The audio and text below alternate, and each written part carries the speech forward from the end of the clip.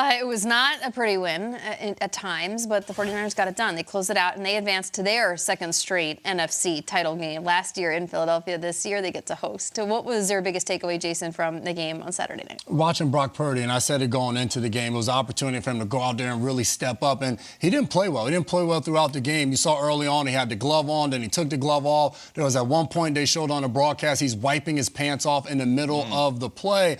But I remember playing defense for so long in the NFL and being on so many teams where your quarterback has the ball, you have a chance to win, it's late in the game, and you're sitting on that bench, you have absolutely no hope that the offense and that guy is going to be able to drive down there and get it done. Brock Purdy did that. That final drive of the game, call this the game of the front of the three quarters, whatever you want to call it.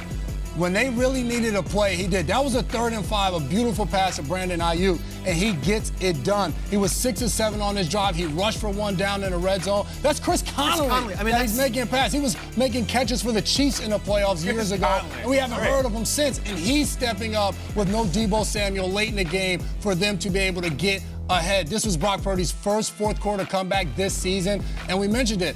For Kyle Shanahan, they said it all throughout. Down 7+ in the fourth quarter, 0-30. They can't win. They cannot come back. The offense isn't built that way. They have to play from ahead. Well, Brock Purdy got in that game late. He made the necessary plays for them to win that game. Kyle Shanahan, he is now 1-30 when down 7+ in the fourth quarter because they came back and they got the victory. I'm with you so much, Jason, in that, like, this wasn't pretty. This wasn't one of those games that they're going to put in the Hall of Fame, like, montage of Kyle Shanahan, how he called it. It was an ugly win. It was a gritty win. And it's almost, for Niners fans, it's almost more of a relief than it is like a celebration. This one just felt like we escaped, and let's please get to the next opponent and start a new page.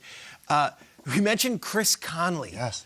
Played for the Jaguars, played for the Chiefs. He's been around the league. Didn't know he was even on the 49ers. He's wearing number 84. He makes a big catch in the fourth quarter there.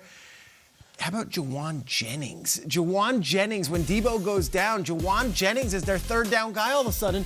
And on big plays, Juwan Jennings, number 15, who I have learned over the course of the season is the vocal leader in that locker room. He's a big talker. He's a big hype guy, stepping up in huge ways in this game.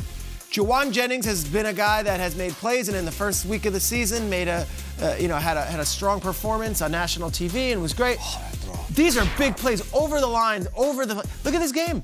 6 targets, 5 catches, 61 yards, 4 first downs, season highs across the board, and this is when it matters. It matters in the playoffs. And when Deebo Samuel goes down, you better have somebody who's going to step up. Juwan Jennings did, and then we talk so much about this defense. We love Fred Warner. We love, of course, Bosa, Armstead, the defensive line, Chris Kasurik's unit with Chase Young and all these guys. Drake Greenlaw, say what you want about running around like a chicken with his head cut off once he intercepted him. He had the game of his life on Saturday night. He was amazing. He had 8 tackles, this guy. He also had 2 interceptions, 2 huge interceptions of Jordan Love, who looked like he was playing like Aaron Rodgers and Brett Favre on their best day in this game at points. Drake Greenlaw, huge game. Check a look at his stats real quick before we put a wrap on this one, because the Niners fans don't want to watch this game. It gives them anxiety to even look at the highlights. It was so close. 8 tackles, 2 interceptions, and then you look at the receiving yards when he was covering all those guys for the Packers underneath, 25, and that's via Pro Football Focus. So when you talk about all the stars of a team, and we're going to get into McCaffrey and all those guys, Juwan Jennings and Dre Greenlaw are huge pieces of that win, and that's okay. On to the next one. I almost feel like I don't even want to talk about it for your Niners fan. Like, on to the next, on to the next. That one was scary Saturday night. The anxiety game, even the game-sealing interception brought anxiety. That's true. I mean, there's going to be documentaries about that interception return. Still running. I don't know what the hell he was doing. He joked about it afterwards. He said, I wanted to pick 6. And he's like, yeah, dude, get the hell down. It's like Warner told him you're going to have a pick 6 today, so he's trying to prove him right. Oh, good. I was almost positive he was going to fumble when they finally tackled him. Thank God he didn't. So I'm trying to figure out what the hell happened at the end of the game for the Packers.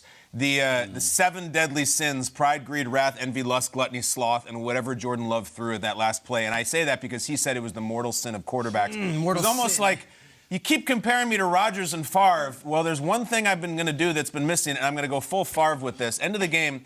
You know, if they're down and it's the last second, let me see it. It's down at the last second, and you're like, screw it, just throw it up. Again, 2 timeouts, about 50 seconds left. You just need a field goal.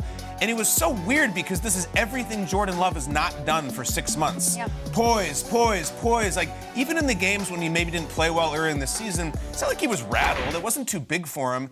And all of a sudden, he just made this bizarre decision in a pass that had zero chance. If he didn't intercept it, the guy behind him would have intercepted it. It never would have gotten to his player. And it wasn't desperation time yet. And he was like perfect leader, perfect football player, my fault, mortal sin, all of that. It was just a terrible ending. Is that to this heat check amazing stuff? run. Like, I can't miss right now. I'm the hottest quarterback Could be. entirely. Like, everything I throw has been working, and I'm just going to go for this because this is my moment. In the game, he needed to be humbled by the game or something like that. It's just, that was an unconscionable throw. Yeah. And I don't want to tee off on Jordan Love this morning. It's the reason I'm speaking about. I was so surprised. I didn't think he would end that way. I have so much trust in him already, and the future's so bright. And I mean, he's talking to LaFleur before the series. I can't even imagine what LaFleur must have thought. So he feels terrible about it. I'm sure Packers fans were way more shocked even than we were. If that kicker makes the kick from 40 yards, they're up 7. Well, to your point, if he takes him down the field, Carlson maybe misses again. Who knows? But or if he had made it earlier, you don't need that. You're not down. It's like, I'm not going to. So it was a sloppy, bad ending with a bad pick and a missed field goal.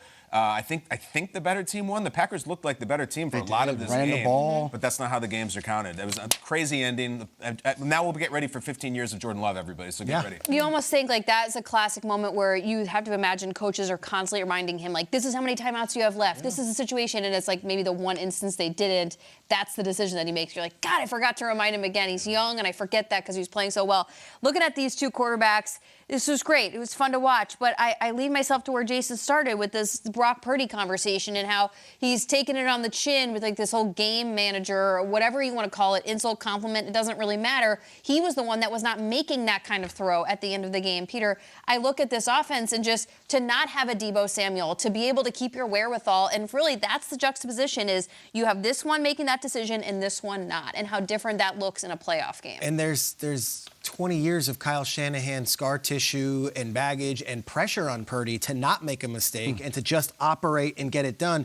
And he moved them, 90 yards down the field? Jamie, you mentioned it last week on the show.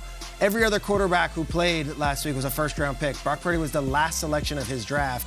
And who was the clutches when they needed him most? It was Purdy. We're showing bad Purdy highlights, I think, here with incompletes. But on that final drive, he was nails. He turned it all around, and he was everything you wanted from a quarterback in a big spot. And those that remain are Goff, Lamar Jackson, Patrick Mahomes, and Brock Purdy. Let's go.